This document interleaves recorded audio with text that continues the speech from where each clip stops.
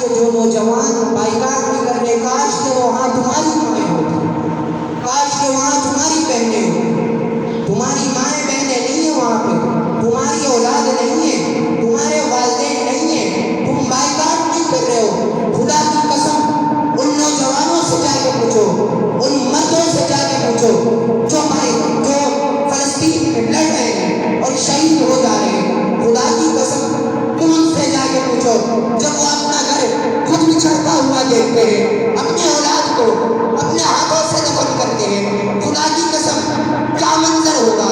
کہنے والا کہتا ہے یہ تو مسجد کا مسئلہ ہے، امام مسجد دیکھ لے گا. کہنے والا کہتا ہے یہ تو مسجد کا مسئلہ ہے. مسئلہ میرا نہیں ہے، صرف آپ کا مسئلہ نہیں ہے، پوری امت مسلمہ کا مسئلہ ہے.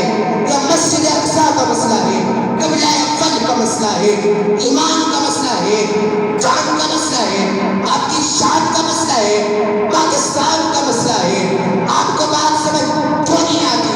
کہنے والا تو کہہ دیتا ہے مسجد کا مسئلہ امام سنبھالے گا، مسجد سنبھالے گا، پڑھانے والا قاری سنبھالے گا، نگران سنبھالے گا.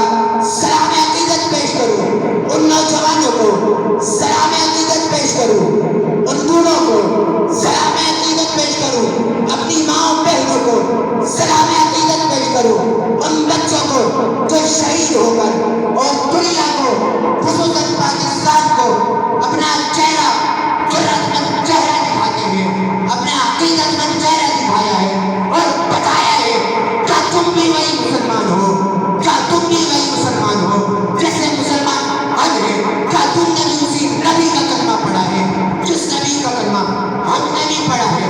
اگر تم نے اللہ پر ایمان لایا ہے، کیا تم بھی اسی اللہ پر ایمان رکھتے ہو جس اللہ پر ہم ایمان رکھتے ہیں؟ کیا تم بھی ہمارے جیسے مسلمان ہو؟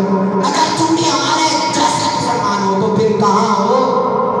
اگر تم بھی ہمارے جیسے مسلمان ہو تو پھر کہاں ہو؟ یہ اقصیٰ کا سوال ہے، یہ فلسطین والوں کا سوال ہے، یہ غزہ والوں کا سوال ہے. شرم کرو پاکستان کے نوجوانوں،